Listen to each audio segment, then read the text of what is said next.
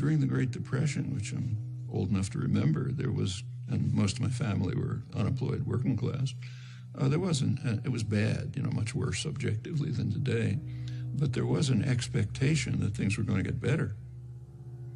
There was a real sense of hopefulness. There isn't today.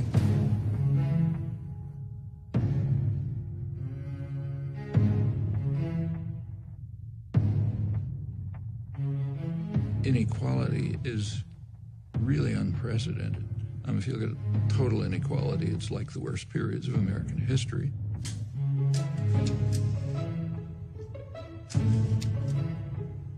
But if you refine it more closely, the inequality comes from the extreme wealth in a tiny sector of the population, fraction of 1%. There were periods like the Gilded Age in the 20s and the Roaring 90s and so on, when a situation developed rather similar to this. Now this period's extreme, because if you look at the wealth distribution, the inequality mostly comes from super wealth.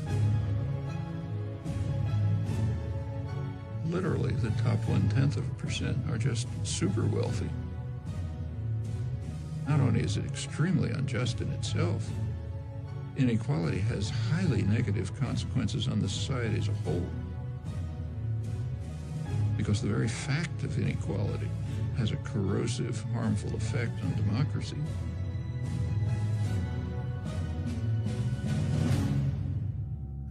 You opened by talking about the American dream. Part of the American dream is class mobility. You're born poor, you work hard, you get rich. It was possible for a worker to get a decent job, buy a home, get a car, have his children go to school. It's all collapsed.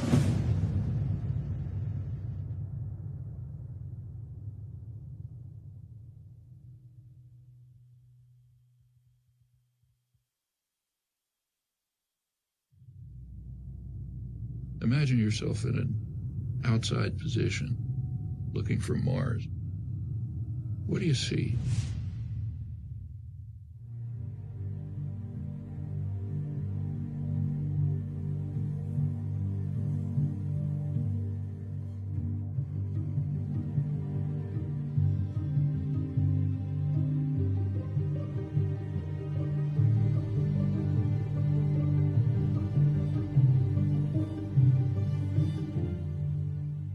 In the United States, there are professed values like democracy.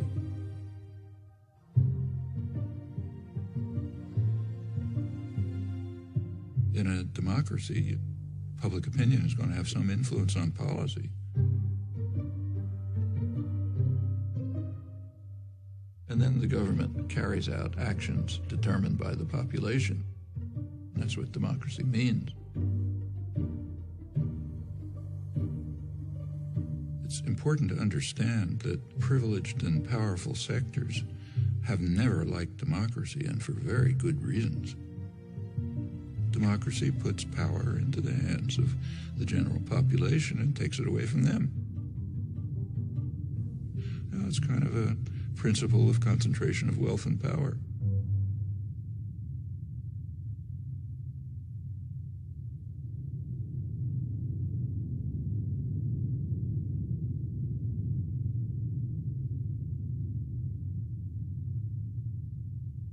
Concentration of wealth yields concentration of power, particularly so as the cost of elections skyrockets, which kind of forces the political parties into the pockets of major corporations. And this political power quickly translates into legislation that increases the concentration of wealth. So fiscal policy like tax policy, deregulation, rules of corporate governance, and a whole variety of measures, political measures designed to increase the concentration of wealth and power, which in turn yields more political power to do the same thing. And that's what we've been seeing. So we have this kind of vicious cycle in progress.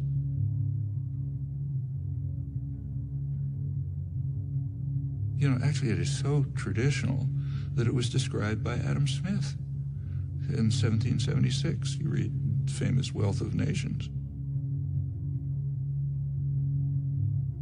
He says in England, the principal architects of policy are the people who own the society, in his day merchants and manufacturers. And they make sure that their own interests are very well cared for, however grievous the impact on the people of England or others. Now, it's not merchants and manufacturers, it's financial institutions and multinational corporations, the people who Adam Smith called the masters of mankind, and they're following the vile maxim, all for ourselves and nothing for anyone else. They're just going to pursue policies that benefit them and harm everyone else. And in the absence of a general popular reaction, that's pretty much what you'd expect.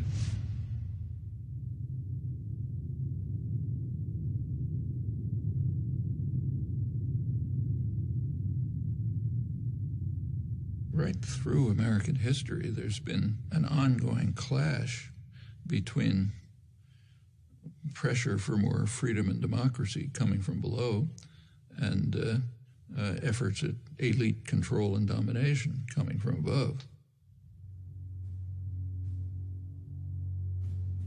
It goes back to the founding of the country.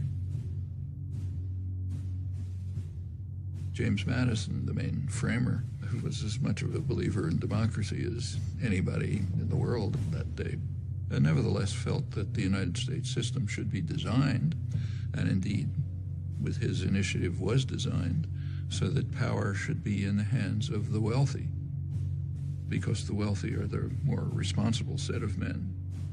And therefore, the structure of the formal constitutional system placed most power in the hands of the Senate. Remember, the Senate was not elected in those days. It was selected from the wealthy. Men, as Madison put it, had sympathy for property owners and their rights.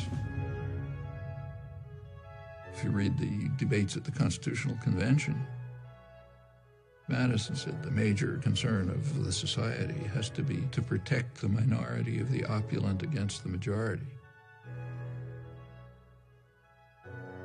And he had arguments. Suppose everyone had to vote freely. He said, well, the majority of the poor would get together and they would organize to take away the property of the rich. And he said that would obviously be unjust, so you can't have that.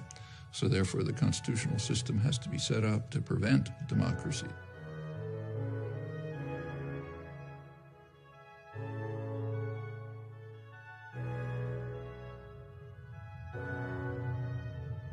Which is of some interest that this debate has a hoary tradition. It goes back to the first major book on political systems, Aristotle's Politics. He says of all of them, the best is democracy, but then he points out exactly the flaw that Madison pointed out. If Athens were a democracy for free men, the poor would get together and take away the property of the rich. Well, same dilemma, they had opposite solutions. Aristotle proposed what we would nowadays call a welfare state. He said, try to reduce inequality.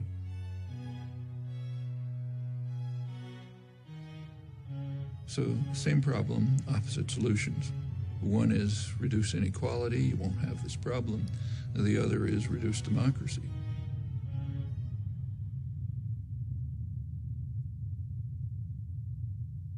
If you look at the history of the United States, it's a constant struggle between these two tendencies. A democratizing tendency that's mostly coming from the population, a pressure from below, and you get this constant battle going on, periods of regression, periods of progress. The 1960s, for example, were a period of significant democratization.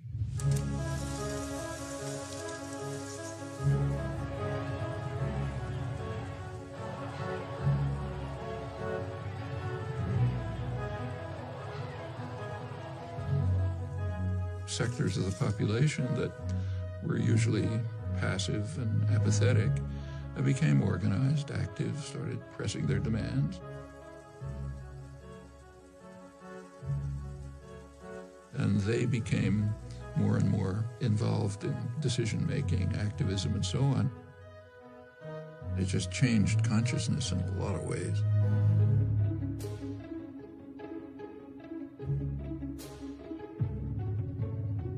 Minority rights. If democracy means freedom, why aren't our people free? Right. If democracy means justice, why don't we have justice? Right. If democracy means equality, why don't we have equality?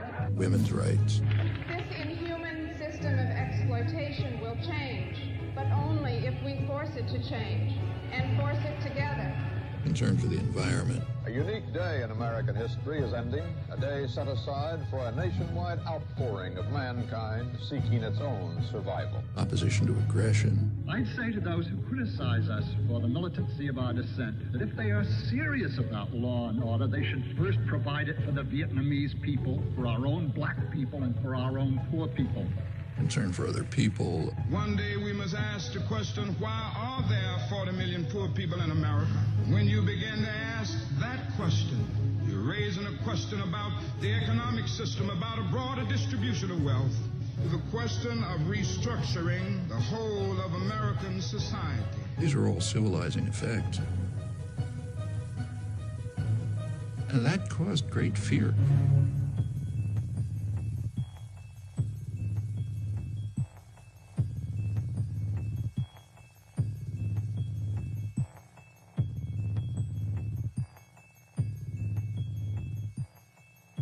I hadn't anticipated the power of, I should have, but I didn't anticipate the power of the reaction to the civilizing effects of the 60s.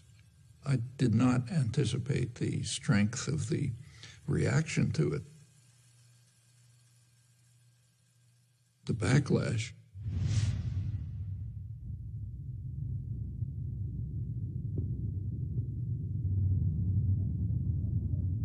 There has been an enormous, concentrated, coordinated business offensive beginning in the 70s to try to beat back the egalitarian efforts that went right through the Nixon years.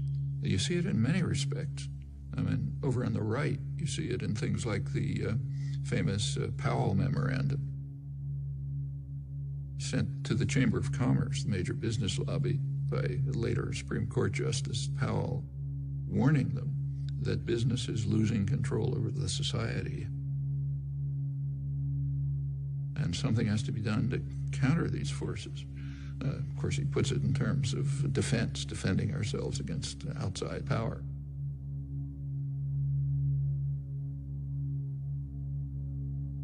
But if you look at it, it's a call for business to use its control over resources to carry out a major offensive to beat back this democratizing wave.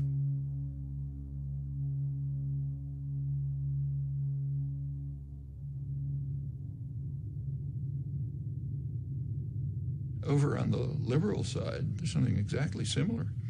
The first major report of the Trilateral Commission is concerned with this. It's called the Crisis of Democracy. Trilateral Commission is liberal internationalists. Their flavor is indicated by the fact that they pretty much staffed the Carter administration. They were also appalled by the democratizing tendencies of the 60s and thought we have to react to it. They were concerned that there was an excess of democracy developing. Previously passive and obedient parts of the population, what are sometimes called the special interests, were beginning to organize and try to enter the political arena. And they said that imposes too much pressure on the state. It can't deal with all these pressures. So therefore they have to return to passivity and become depoliticized. They were particularly concerned with what was happening to young people. The young people are getting too free and independent. None of us will begin any violence. If there's any violence, it will be because of the police. The way they put it, there's a failure on the part of the schools, the universities, and churches, the institutions responsible for the indoctrination of the young. Their phrase, not mine.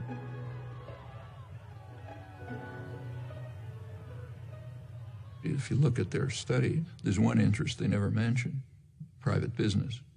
And that makes sense. They're not special interests. They're the national interest, kind of by definition.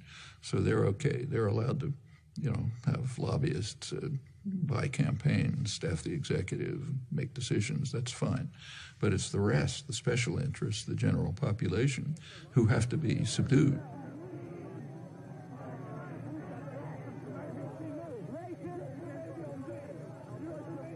Well, that's the spectrum. It's the kind of ideological level of the backlash. But the major backlash, which was in parallel to this, was just redesigning the economy.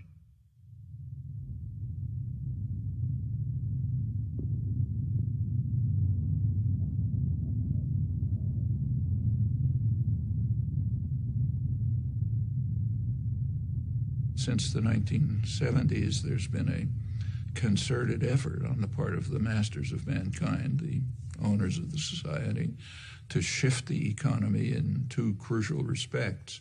One, to increase the role of financial institutions, banks, investment firms, and so on, insurance companies. By 2007, right before the latest crash, they had literally 40% of corporate profits, far beyond anything in the past.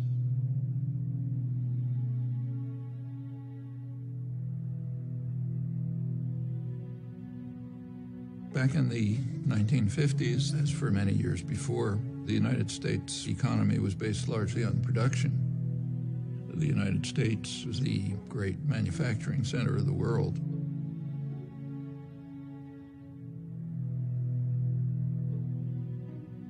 Financial institutions used to be a relatively small part of the economy, and their task was to distribute unused assets, like, say, bank savings, to productive activity. The bank always has on hand a reserve of money received from the stockholders and depositors.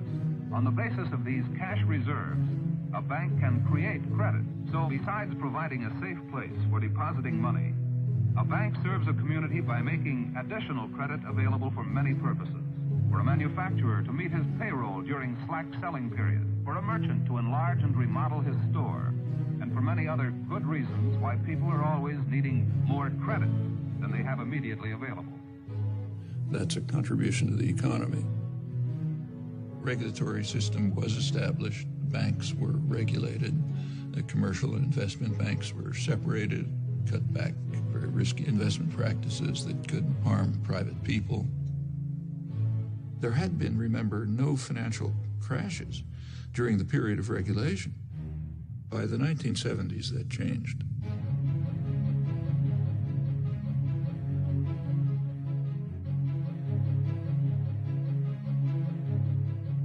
You started getting a huge increase in the flows of speculative capital, just astronomically increased.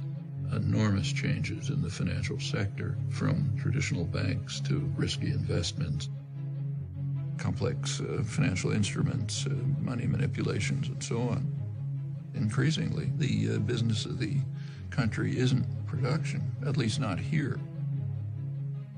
The primary business here is business. You can even see it in the choice of directors. So a director of a major American corporation back in the 50s and the 60s was very likely to be an engineer, somebody who graduated from a place like MIT, maybe industrial management. More recently, the directorship and the top managerial positions are people who came out of business schools, learned financial trickery of various kinds, and so on. By the 1970s, say General Electric could make more profit playing games with money than you could by producing in the United States. We have to remember that General Electric is substantially a financial institution today. It makes half its profits just by moving money around in complicated ways. And it's very unclear that they're doing anything that's of value to the economy. So that's one phenomenon, what's called financialization of the economy. Going along with that is the offshoring of production.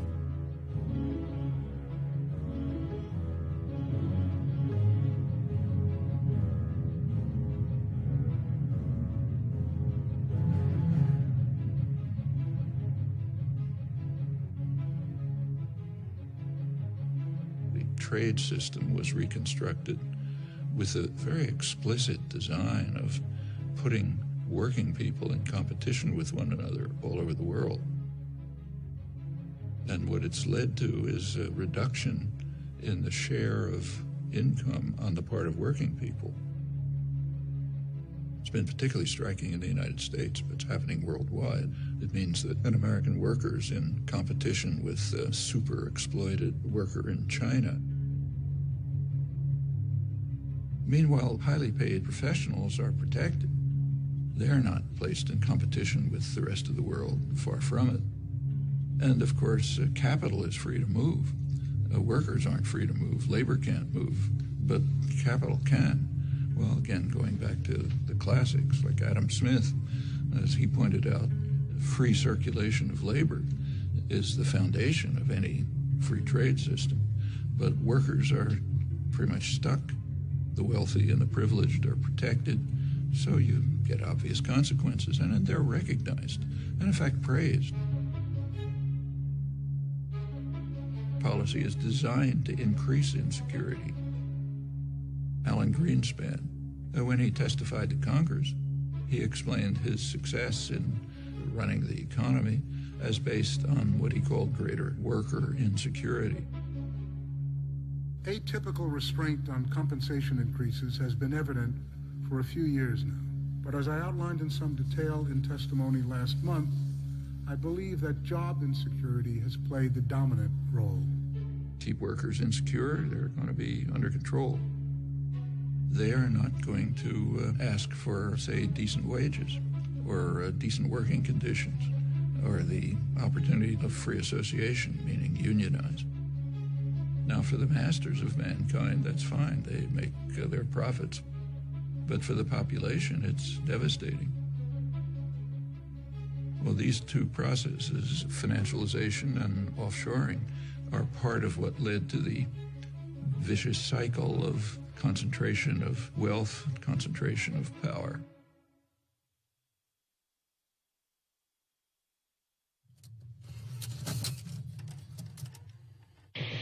I'm Noam Chomsky. I'm on the faculty at MIT, and I've been getting more and more heavily involved in anti-war activities for the last few years.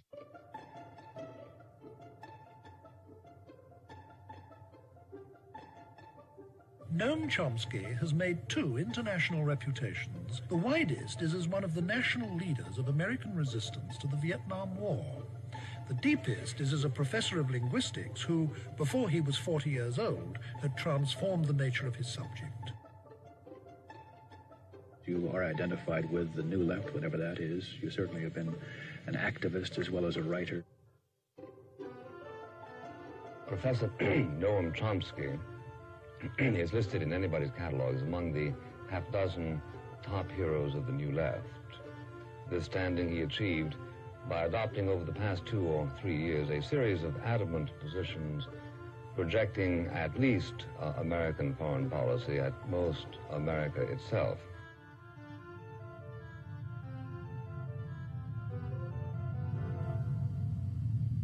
Well, actually, this notion, anti-American, is quite an interesting one. It's actually a totalitarian notion. It isn't used in free societies. So if someone in, say, Italy is criticizing Berlusconi or the corruption of the Italian state and so on, they're not called anti-Italian. In fact, if they were called anti-Italian, people would collapse in laughter in the streets of Rome or Milan. In totalitarian states, the notion's used. So in the old Soviet Union, dissidents were called anti-Soviet. That was the worst condemnation. In the Brazilian military dictatorship, they were called anti-Brazilian. Now, it's true that in just about every society, critics are maligned, are mistreated, different ways depending on the nature of the society. Like in the Soviet Union, say, Václav Havel would be imprisoned. In a U.S. dependency like El Salvador at the same time, his counterparts would have their brains blown out by U.S.-run state terrorist forces. In other societies, they're just condemned or vilified and so on. And in the United States, there are One of the terms of abuse is anti-American. There's a couple of others, like, Marxist. There's an array of terms of abuse. But in the United States, you have a very high degree of freedom. And so if you're vilified by some commissars, who cares? You go on and do your work anyway. These concepts only arise in a culture where if you criticize state power, and by state I mean more generally, not just government, but state corporate power, if you criticize concentrated power, you're against the society, you're against the people. And it's quite striking that it's used in the United States. In fact, as far as I know, the only democratic society where the concept isn't just ridiculed. And it's a sign of elements of the elite culture which are quite ugly.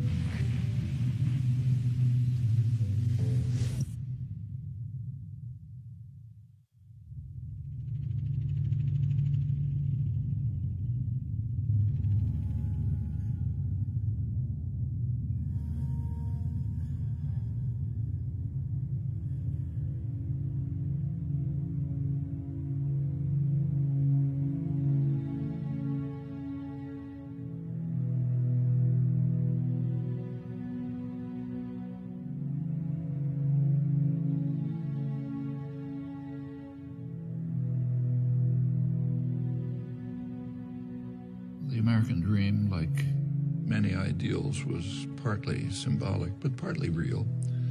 So in the 1950s and 60s, say, there was the biggest growth period in American economic history.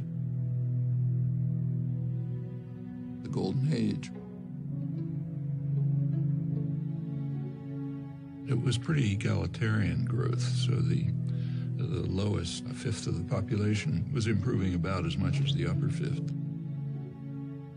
And there were some welfare state measures which improved life for much of the population. It was, for example, possible for a black worker to get a decent job in an auto plant, buy a home, get a car, have his children go to school, and so on, and the same across the board.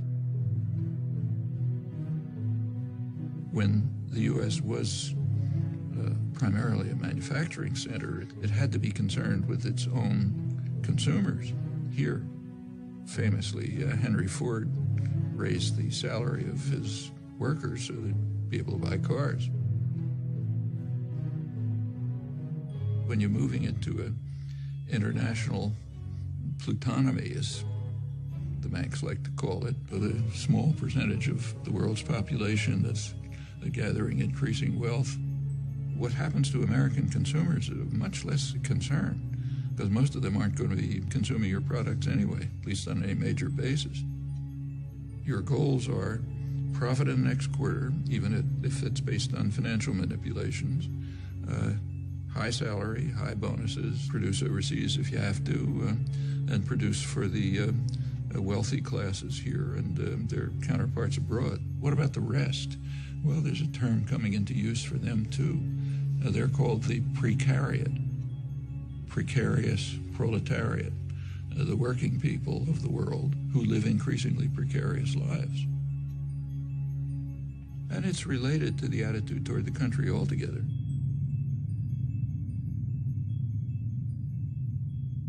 During the period of great growth of the economy, 50s and 60s, but in fact earlier, taxes on the wealthy were far higher. Corporate taxes were much higher. Taxes on dividends were much higher. Simply taxes on wealth were much higher. The tax system has been redesigned so that the taxes that are paid by the very wealthy are reduced, and correspondingly the tax burden on the rest of the population is increased.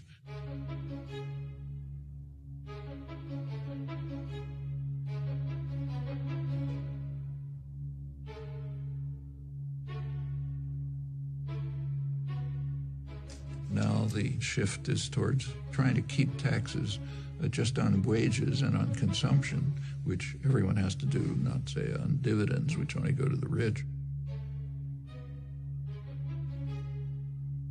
The numbers are pretty striking.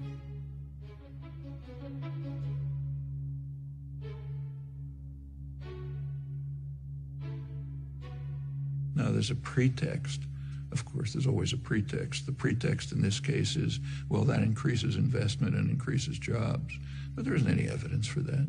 If you want to increase investment, give money to the poor and the working people. They have to keep alive, so they spend their incomes. That stimulates production, stimulates investment, it leads to job growth, and so on. If you're an ideologist for the masters, you have a different line. And in fact, right now, it's almost absurd that corporations have money coming out of their pockets.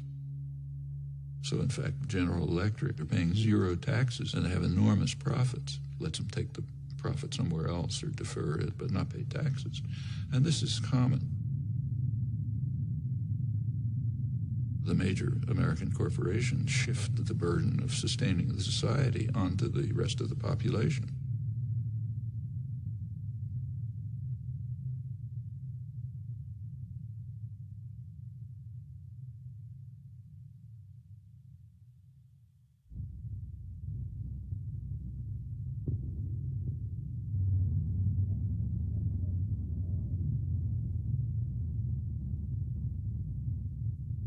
Solidarity is quite dangerous. From the point of view of the masters, you're only supposed to care about yourself and not about other people. This is quite different from the people they claim are their heroes, like Adam Smith, who based his whole approach to the economy on the principle that sympathy is a fundamental human trait.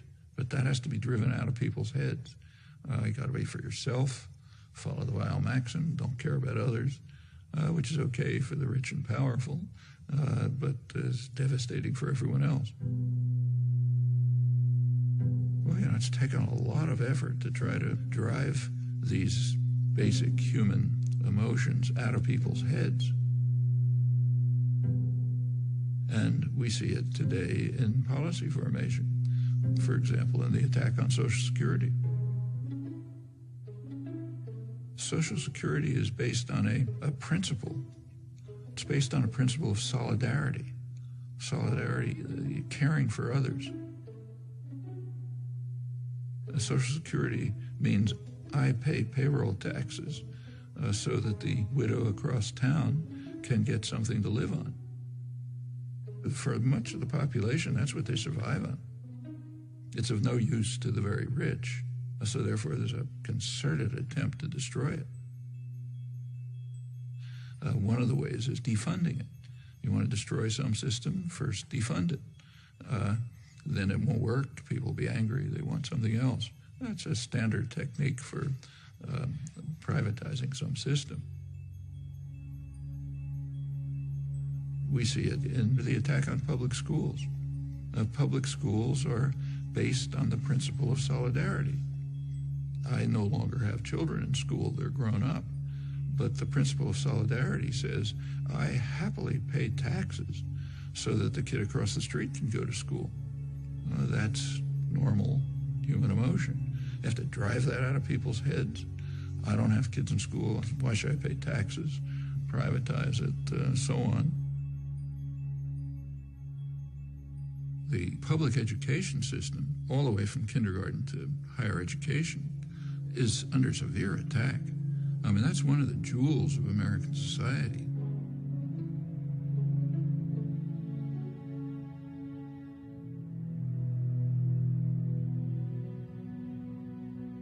You go back to the golden age again, the great growth period in the 50s and 60s. A lot of that is based on free public education. One of the results of the Second World War was the GI Bill of Rights, which enabled veterans, and remember that's a large part of the population, and to go to college. They wouldn't have been able to otherwise. They essentially got free education. Where a community, state, or nation courageously invests a substantial share of its resources in education, the investment invariably is returned in better business and a higher standard of living. The U.S. was way in the lead in developing extensive mass public education at every level. By now, more than half the states, most of the funding for the colleges comes from tuition, not from the state. That's a radical change. And that's a terrible burden on students. It means that students, if they don't come from very wealthy families, they're going to leave college with big debts. And if you have a big debt, you're trapped. I mean, Maybe you wanted to become a public interest lawyer, but you're going to have to go into a corporate law firm to pay off those debts. And by the time you're part of the culture, you're not going to get out of it again. And that's true across the board. In the 1950s, it was a much poorer society than it is today, but nevertheless could easily handle essentially free mass higher education. Today, a much richer society claims it doesn't have the resources for it. That's just what's going on right before our eyes. It's the general attack on principles that, not only are they humane, they're the basis of the prosperity and health of this society.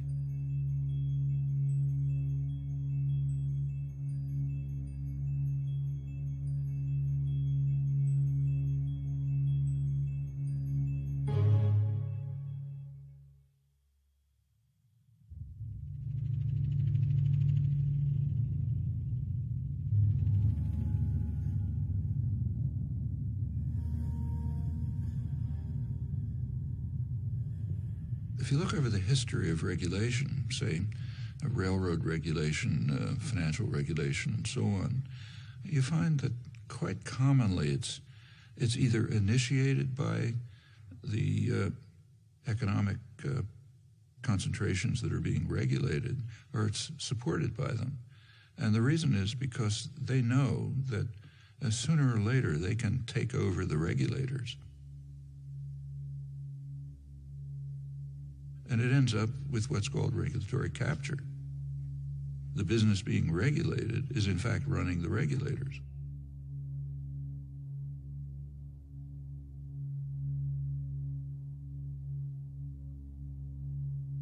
Bank lobbyists are actually writing the laws of financial regulation.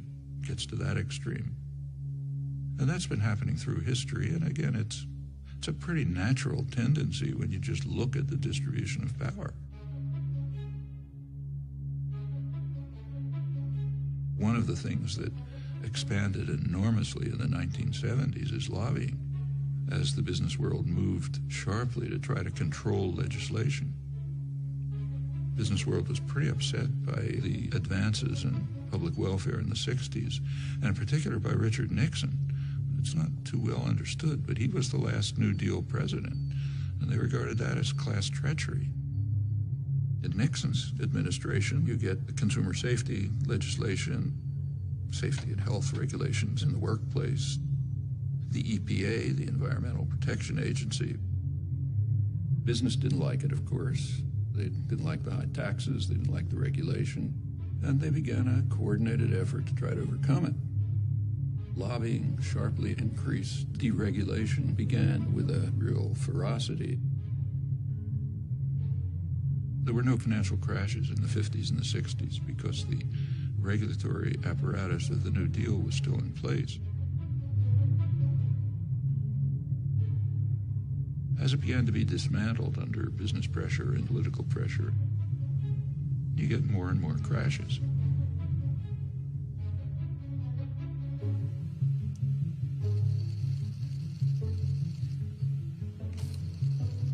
And it goes on right through the years. 70s sort of starts to begin. 80s really takes off. Congress was asked to approve federal loan guarantees to the auto company of up to $1.5 billion. Now, all of this is quite safe as long as you know the government's going to come to your rescue. So take, say, Reagan. Instead of letting them pay the costs, Reagan bailed out the banks like Continental Illinois, the biggest bailout of American history at the time. Actually ended his term with a huge financial crisis, the savings and loan crisis, and the government moved in and bailed it out. President Bush today signed the $300 billion savings and loan bailout bill. In 1999, regulation was dismantled to separate commercial banks from investment banks. Then comes the Bush, then Obama bailout. Bear Stearns is running to the feds to stay afloat. President Bush today defended the decision to bail out Citigroup. Fannie Mae and Freddie Mac have asked for a total of $3 billion more. This bailout could get much bigger, signaling deepening troubles for the U.S. economy. and they're building up the next one.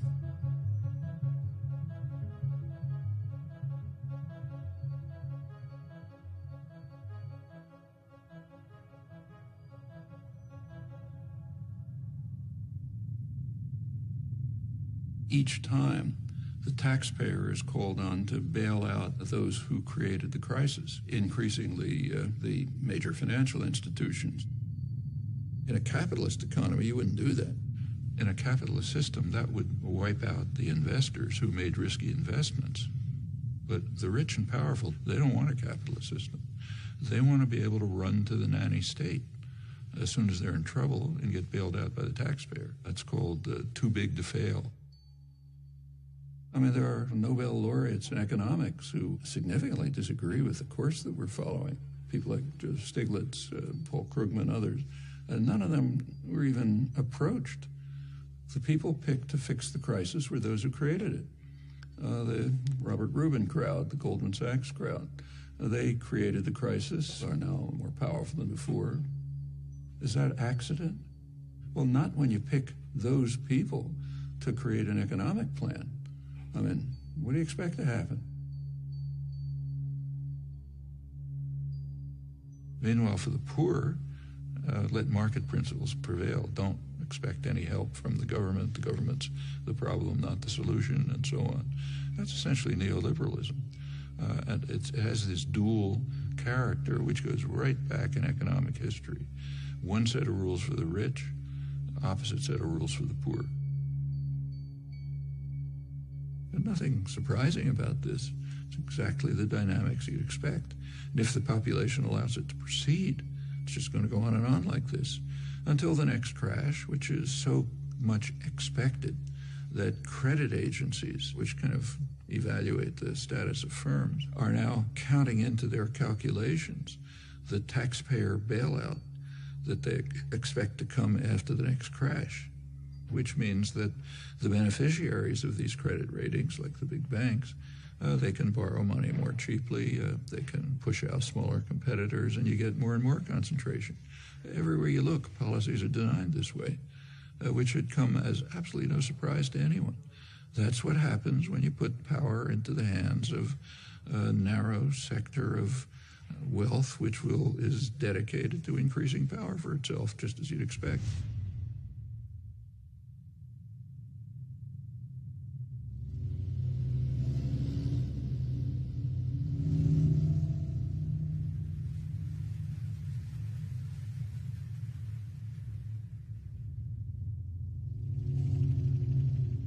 Concentration of wealth yields concentration of political power, particularly so as the cost of elections skyrockets, which kind of forces the political parties into the pockets of major corporations. The Citizens United, this was January 2009, I guess. That's a very important decision, Supreme Court decision, but it has a history, and you got to think about the history. The 14th Amendment has a provision that says no person's rights can be infringed without due process of law. And the intent, clearly, was to protect freed slaves. It says, okay, they've got the protection of the law. I don't think it's ever been used for freed slaves, if ever, marginally. Almost immediately, it was used for businesses, corporations.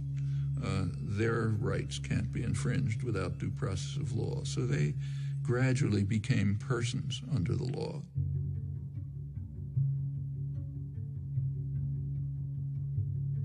Corporations are state-created legal fictions.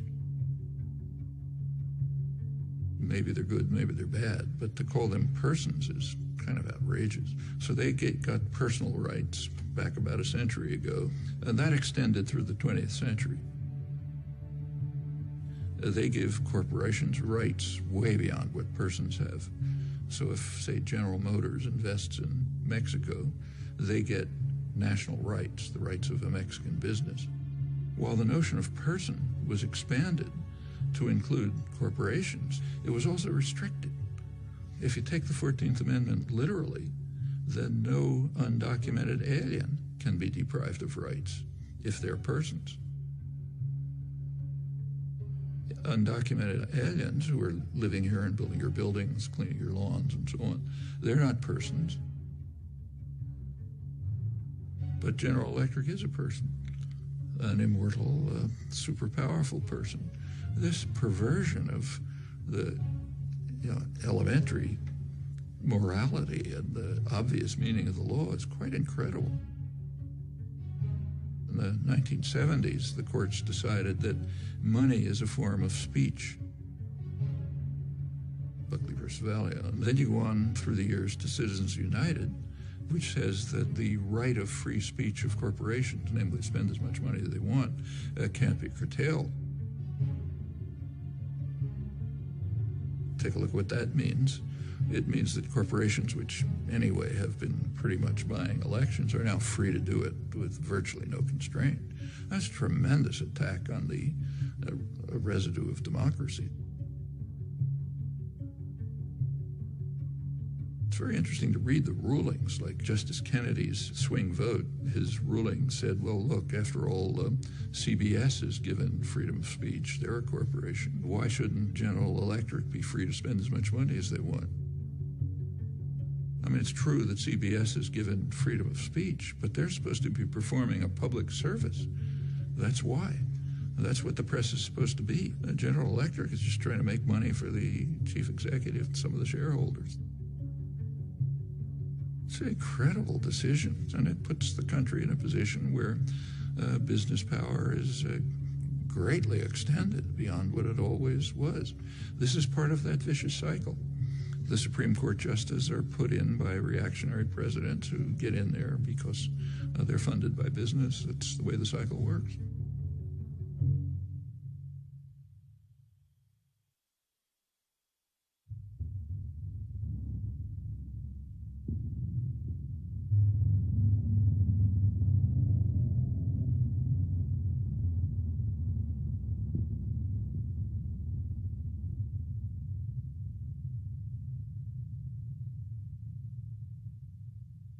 There is one organized force which traditionally, plenty of flaws, but with all its flaws, it's been in the forefront of efforts to improve the lives of the general population. That's organized labor.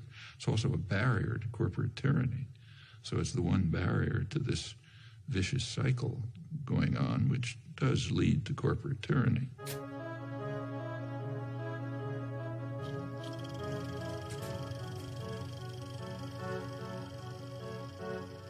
A major reason for the concentrated, almost fanatic attack on unions, on organized labor, is they are a democratizing force.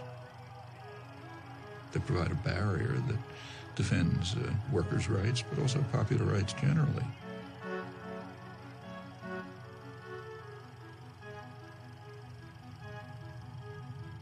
And that interferes with the prerogatives and power of those who own and manage the society. I should say that anti-union sentiment in the United States among elites is so strong that the fundamental core of labor rights, the basic principle in the International Labor Organization, is the right of free association, which would mean the right to form unions. The U.S. has never ratified that. So I think the U.S. may be alone among major societies in that respect. It's considered so far out of the spectrum of American politics, it literally has never been considered. Remember that the U.S. has a long and very violent labor history as compared with comparable societies. But the labor movement had been very strong. By the 1920s, in a period not unlike today, it was virtually crushed. The truck driver strike was climaxed by severe riot with many casualties. Open warfare rages through the streets of the city as 3,000 Union pickets battle 700 police. Guns, tear gas, clubs, and fists bring injuries to more than 80 persons and cause the death of 2.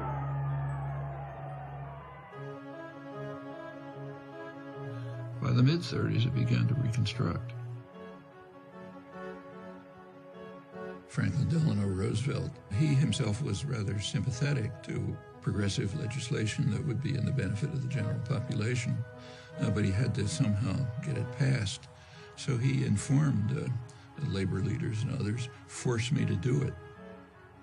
What he meant is go out and demonstrate, organize, protest, develop the labor movement. When the popular pressure is sufficient, I'll be able to put through the legislation you want. I am not for a return to that definition of liberty under which for many years a free people were being gradually regimented into the service of a privileged few. I prefer that broader definition of liberty. So there was a kind of a combination of a sympathetic government and, by the mid-30s, very substantial popular activism. There were industrial actions, there were sit-down strikes, which were very frightening to ownership. You have to recognize a sit-down strike is just one step before saying, we don't need bosses, we can run this by ourselves.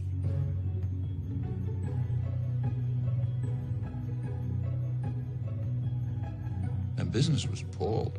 You read the business press, say, in the late 30s, they were talking about the hazard facing industrialists and the rising political power of the masses, which has to be repressed.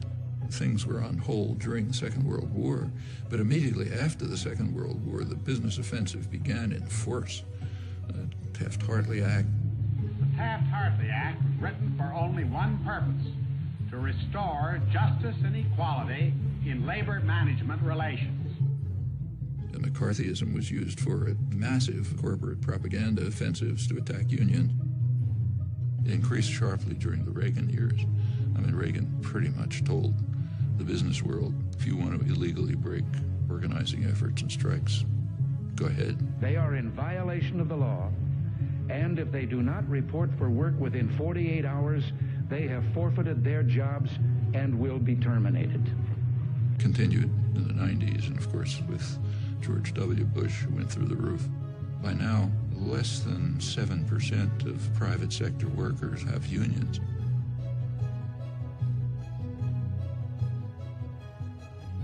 The effect is that the usual counterforce to an offensive by our highly class-conscious business class has dissolved. Now, if you're in a position of power, you want to maintain class consciousness for yourself, but eliminate it everywhere else. You go back to the 19th century, in the early days of the Industrial Revolution in the United States, working people were very conscious of this. They, in fact, overwhelmingly regarded wage labor as not very different from slavery, different only in that it was temporary. In fact, it was such a popular idea, that was a slogan of the Republican Party. Well, that was a very sharp class consciousness in the interests of power and privilege. It's good to drive those ideas out of people's heads. You don't want them to know that they're an oppressed class. So this is one of the few societies in which you just don't talk about class. In fact, the notion of class is very simple. Who gives the orders, who follows them? That basically defines class. It's more nuanced and complex, but that's basically it.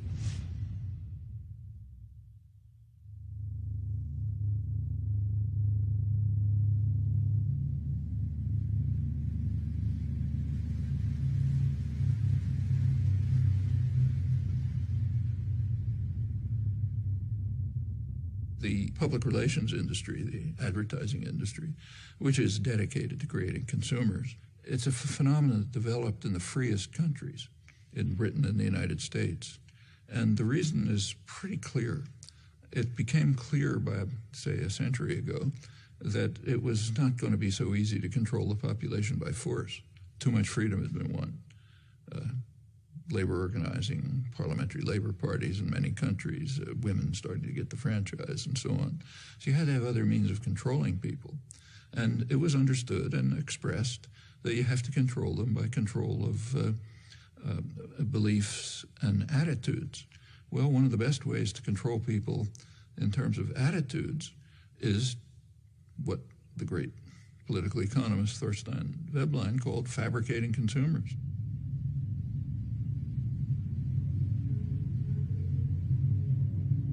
If you can fabricate wants, make obtaining things that are just about within your reach the essence of life, they're going to be trapped into becoming consumers. You read the business press, say, 1920s, it talks about the need to direct people to the superficial things of life, like fashionable consumption, and that'll keep them out of our hair. You find this doctrine all through progressive intellectual thought, like Walter Lippmann, the major progressive intellectual of the 20th century. He wrote famous progressive essays on democracy, in which his view was exactly that. The public must be put in their place so that the responsible men can make decisions without interference from the bewildered herd. They're to be spectators, not participants, then you get a properly functioning democracy. Straight back to Madison and on to Powell's memorandum and so on. And the advertising industry just exploded with this as its goal, fabricating consumers.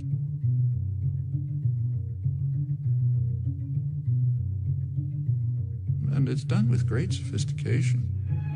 You don't see many wild stallions anymore. He's one of the last of a wild and very singular breed. Come to Marlboro country. The ideal is what you actually see today, where, let's say, teenage girls, if they have a free Saturday afternoon, will go walking in the shopping mall, not to the library or somewhere else. The idea is to try to control everyone, to turn the whole society into the perfect system. Perfect system would be a society based on a dyad, a pair. The pair is you and your television set, or maybe now you and the internet, in which that presents you with what the proper life would be, what kind of gadgets you should have. And you spend your time and effort gaining those things which you don't need and you don't want, and maybe you'll throw them away. But that's the measure of a decent life. What we see is in, say, advertising on television. If you've ever taken an economics course, you know that markets are supposed to be based on informed consumers making rational choices. Well, if we had a system like that, a market system, then a television ad would consist of, say, General Motors putting up information saying, here's what we have for sale. That's not what an ad for a car is. An ad for a car is a football hero, an actress, the car doing some crazy thing like going up a mountain or something. The point is to create uninformed consumers who will make irrational choices. That's what advertising is all about. And when the same institutions, PR system, runs elections, they do it the same way.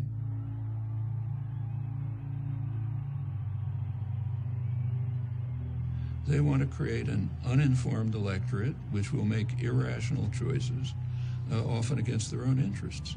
And we see it every time one of these extravaganzas take place. Right after the election, President Obama won an award from the advertising industry for the best marketing campaign, and it wasn't reported here. If you go to the international business press, executives were euphoric. They said, we've been selling candidates, marketing candidates like, toothpaste ever since Reagan, and this is the greatest achievement we have. I don't usually agree with Sarah Palin, but when she mocks what she calls the hopey-changey stuff, she's right. First of all, Obama didn't really promise anything. That's mostly illusion. You go back to the campaign rhetoric and take a look at it. There's very little discussion of policy issues, and for very good reason, because public opinion on policy is sharply disconnected from what the two-party leadership and their financial backers want. Policy, more and more, is focused on the private interests that fund the campaigns, with the public being marginalized.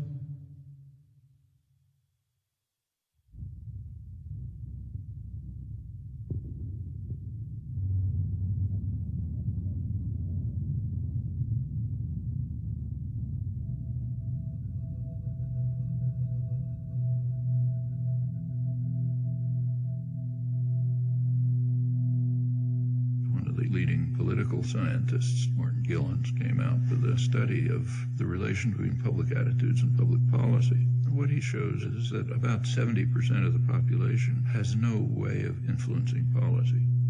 They might as well be in some other country. And the population knows it. What it's led to is a population that's angry and frustrated, hates institutions. It's not acting constructively to try to respond to this. There is popular mobilization and activism, but in very self-destructive directions.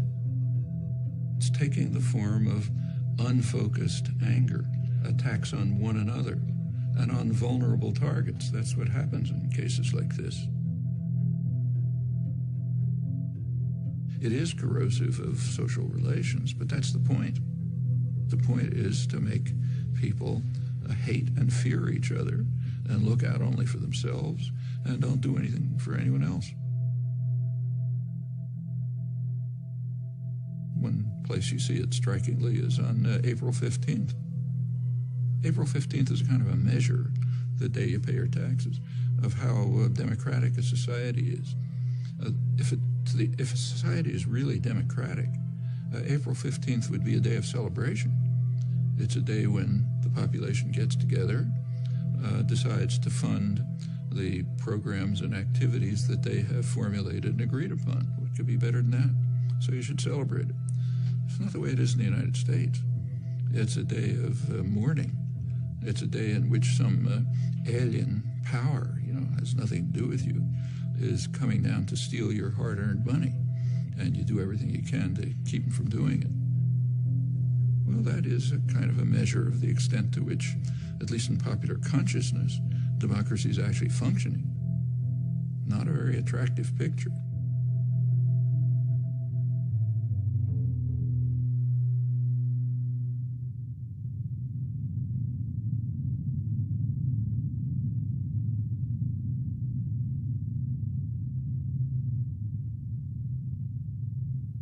The tendencies that we've been describing within American society, unless they're reversed, it's going to be an extremely ugly society.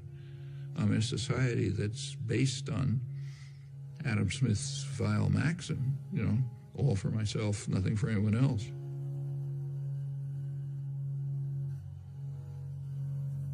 A society in which normal human instincts and emotion of sympathy, solidarity, mutual support, in which they're kind of like driven out.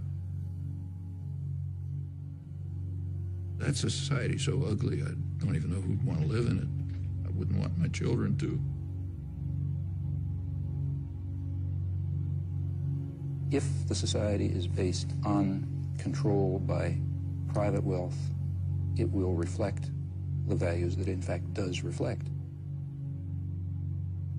The value that is greed and the desire to maximize personal gain at the expense of others.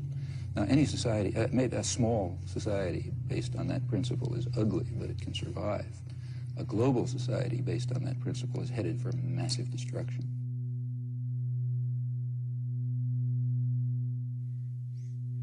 I don't think we're smart enough to design in any detail what a perfectly just and free society would be like. I think we can give some guidelines, and more significant, we can ask how we can progress in that direction. John Dewey, the leading social philosopher in the late 20th century, he argued that until all institutions, production, commerce, media, unless they're all under participatory democratic control, we will not have a functioning democratic society. As he put it, policy will be the shadow cast by business over society. Well, that's essentially true.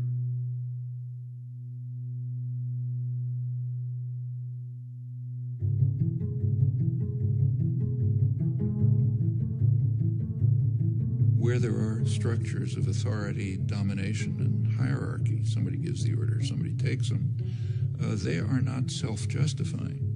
They have to justify themselves. They have a burden of proof to meet.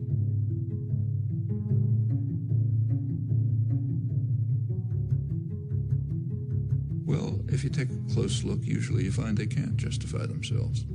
If they can't, we ought to be dismantling them, trying to expand the domain of freedom and justice by dismantling that form of illegitimate authority. And in fact, progress over the years, what we all thankfully recognize as progress, has been just that. The way things change is because lots of people are working all the time. And, you know, they're working in their communities, in their workplace, or wherever they happen to be, and they're building up the basis for popular movements which are going to make changes. That's the way everything has ever happened in history. Take, say, freedom of speech. One of the real achievements of American society. It's first in the world in that. It's not in the Bill of Rights. It's not in the Constitution. Freedom of speech issues began to come to the Supreme Court in the early 20th century. The major contributions came in the 1960s. One of the leading ones was a case involving the civil rights movement. Well, by then you had a mass popular movement which was demanding rights, refusing to back down, and in that context, the Supreme Court did establish a pretty high standard of freedom of speech, or take, say, women's rights. Women also began identifying oppressive structures, refusing to accept them, bringing other people to join with them. Well, that's how rights are won. To a non-trivial extent, I've also spent a lot of my life in activism. I mean, that doesn't show up publicly, but yeah. Actually, I'm not terribly good at it. I'm not the greatest organizer. I think that we can see quite clearly some very, very serious defects and flaws in our society, our level of culture, our institutions, which are going to have to be corrected by operating outside of the framework that is commonly accepted. I think we're going to have to find new ways of political action. But the activists are people who have created the rights that we enjoy. They're not only carrying out policies based on information that they're receiving, but also contributing to the understanding. Remember, it's a reciprocal process. That you have a great deal of... You try to do things, you learn. You learn about what the world is like. That feeds back to the understanding of how to go on. There's huge opportunities. It is a very free society, still the freest in the world. Government has very limited capacity to coerce. Corporate business may try to coerce, but they don't have the mechanism. So there's a lot that can be done if people organize, struggle for their rights as they've done in the past, and they can win many victories.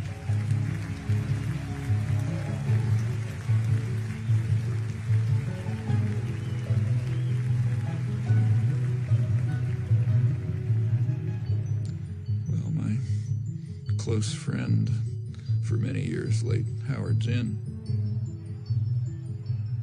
to put it in his words, that what matters is the countless small deeds of unknown people who lay the basis for the significant events that enter history. They're the ones who've done things in the past. They're the ones who'll have to do it in the future.